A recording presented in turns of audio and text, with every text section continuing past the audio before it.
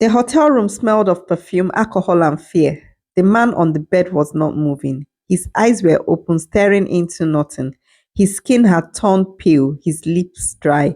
Anita's fingers trembled as she pressed them to his chest. No sound, no heartbeat, nothing. For that moment, she stood frozen. The same woman who once walked into rooms like a queen now stared at the lifeless body of a man who was supposed to take her on a trip the next morning. The same man who had promised her more money, more gifts, more reasons to feel untouchable.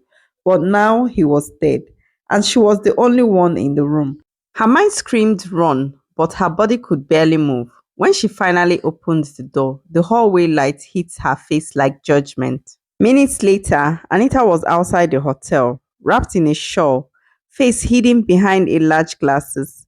Lagos night buzzed with noise, cars honking, music echoing from nearby bars, and laughter that sounded like mockery. She waved down a cab, her mind spinning. Every serene she heard felt like it was meant for her. As the car drove off, she looked back through the tinted window, and for the first time, Anita realized how fragile her kingdom really was. That night began like any other. Bright lights, loud laughter, champagne bubbles rising faster than her morals could sink.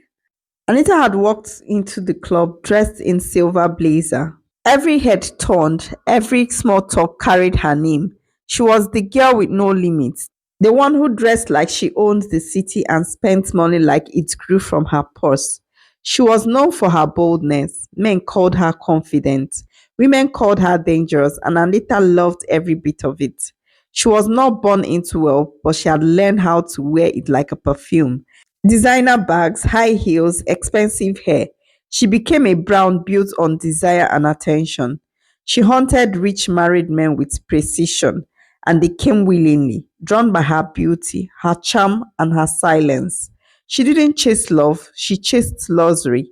She called it survival. The city had rewarded her with everything she wanted: an apartment in a high rise building, a car that wasn't fully hers, and a name that rolled off people's tongue in gossip. But that night, something shifted. David, her latest sponsor, had looked tired, older than his last visit. He had drank more than usual, laughed less than usual, yet Anita didn't care. Her eyes were already on the brown envelope he carried. And that always meant cash. They left the club after midnight.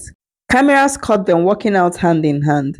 His car drove through the city until they got to the hotel. No one knew that the same camera would capture the same man being wheeled out in a black body bag by morning. When the sun finally broke through the curtains, Anita's dream life ended. She didn't cry, she didn't scream again.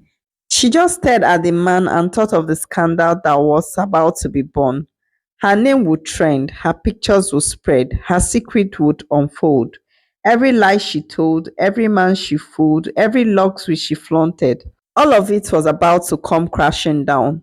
She looked at her reflection in the mirror: messy hair, smeared lipstick, trembling hands, and the woman staring back at her was no longer glamorous. She looked haunted. Her mind began to spin. What if someone saw them together last night? What if his phone was traced to her? What if he had a heart condition and she would still be blamed for his death? Anita was so terrified. The clock ticked loudly, each second dragging her close to the ruin. When she finally stepped out of the room to call for help, it was already too late. Anita gathered courage, took a few things, and sneaked out of the hotel. She called a taxi that took her home directly. Just before that evening, the room service discovered the lifeless body of Mr. David. Within hours, the news broke out: top businessman found in a hotel with a young girl. The investigation of the police revealed that it was Anita that was with him that night. Her photos spread like wildfire. Her face, her body, her past all exposed. Her friends switched sides. Her phone rang endlessly. Reporters, police, strangers, all chasing the same scandal. Her online accounts were filled with insults. Her apartment became a trap of shame and silence. She tried to stay hidden, but shame travels faster than footsteps. In the days that followed, investigation tore through her life. Every name in her phone, every transfer in her account, every message she sent became evidence. Her world became smaller each day. The neighbors stared, the police called, the newspaper labeled her the Black Widow of the city. Anita was arrested, but the wife of Mr. David intervened on her behalf, stating that her husband had a critical heart condition that same week and knew that he wasn't supposed to do anything that would put him under stress. The police did not release Anita immediately, not until they confirmed the autopsy results that the man died of heart attack. But her freedom ended long before the case closed. Everywhere she went, whispers followed. The restaurant once welcomed her with smile now turned her away.